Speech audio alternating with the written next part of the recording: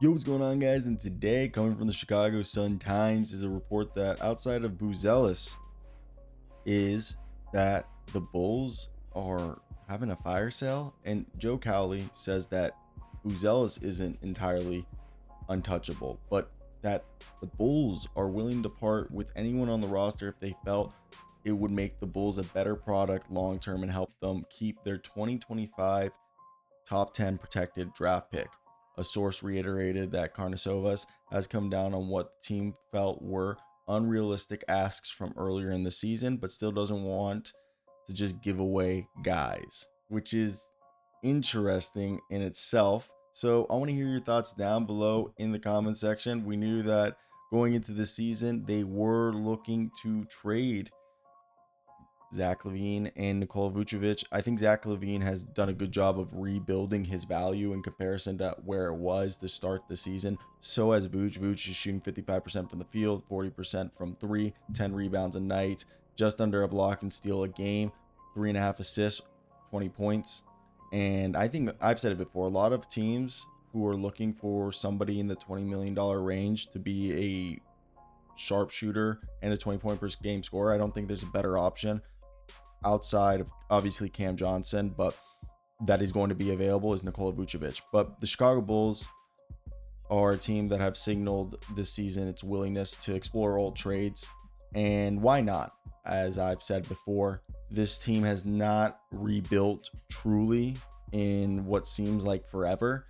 And currently in the season, they are a team that is in a situation that is eerily similar to where the Washington Wizards were before they fully dove in. And it seems like they're just trying to build from the middle. They're 19-27. They're 10th in the Eastern Conference. And Vooch is averaging 24 points a night. You got almost 7 assists a game from Josh Giddey. This is a team that's actually top 10. It's 8th in points per game, 5th in rebounds, 6th in assists. They're putting up the second most three-point attempts and making the third most, while being the 9th most efficient team at shooting threes, while being a team that is really just holistically from their three-point shooting and their field goal their offense really is in the better half of the league. So it's just interesting to see how the team currently ranks amongst everybody else, even though they are seemingly retooling. So let's just talk about who should be traded and why.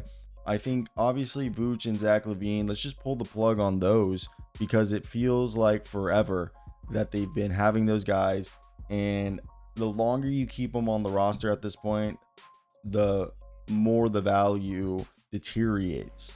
And LaVine next year will be a guy who will have a player option left, and people are suggesting that if he continues to play like this, he might decline the player option because he could actually get more money in free agency.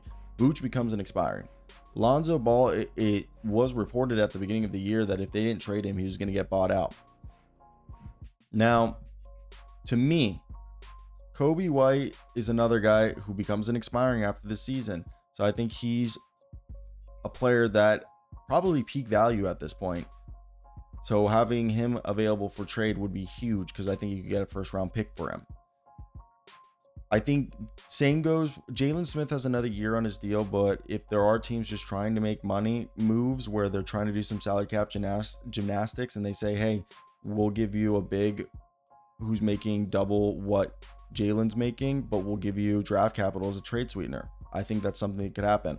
I know a lot of people want to move on from Patrick Williams, and it seems like that would be the best action for everybody involved, but he has like almost 4 years left if he were to accept that player option in the 28-29 season, meaning he's a guy that could be a reclamation project. But outside of that, if you don't believe Ayo DeSumo is going to be part of the future, he becomes an expiring after this season. That's someone you should think about. Javon Carter has a player option that he's definitely going to pick up, but he's somebody that contending teams who remember what he was doing with the Milwaukee Bucks would enjoy him.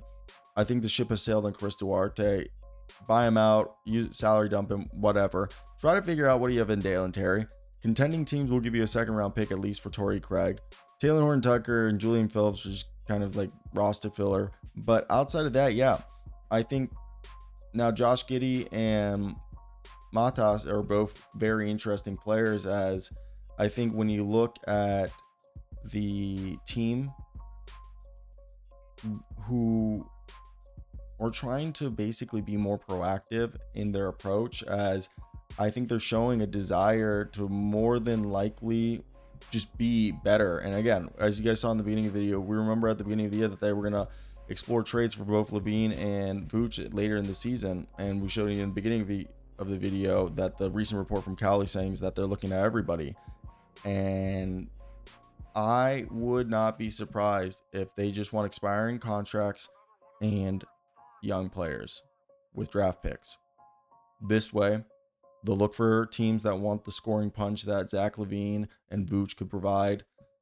For me, if Billy Donovan really is part of the future, because I don't know if he is, but they want guys who are going to be unselfish and fit into this rebuild, kind of what the Nets are doing. But I'm not saying that they're building around Buzelis, because I don't think Buzelis is the type of guy you build around, but I think the draft pick situation moving forward is kind of playing a significant role in their long-term vision of this team, as that 2025 top 10 protected pick is huge, as they're hoping to acquire a high impact player through the draft. To me, I think these coming weeks will be interesting to see, because the Bulls have multiple players either on expiring, or like Josh Giddey technically isn't expiring, but you get his restricted free agency. Same thing with Chris Duarte. Or you get guys like Javon Carter, who's on a player contract, or the Kobe Whites, who next year becomes an expiring. Same thing goes with Vooch, Dalen Terry, and you have expirings like Torrey Craig, who people would be interested in. I think Lonzo is just a straight up buyout, because at that point, who's really gonna give you Mr. Lonzo Ball as a salary dump? Like, it would really have to be a salary. Either way, if he gets salary dump, I think he's a guy that's also just going to go ahead and get bought out. So that's where I'm at with him. I think he's just going to end up either in Charlotte with his brother, or with a contender, or in Los Angeles, either on the Lakers or the Clippers. So that one I think is rather more than obvious, because it just makes too much sense for him to be someone who's interested in rebuilding his value before going to free agency and playing on a team in games that matter. So that's mine right there. For you guys, what do you guys expect the Bulls to do? I know they never make trades. So that is the other thing. If they finally do make a trade, this will be a shocker for a lot of us, as it feels like in the last 5 years,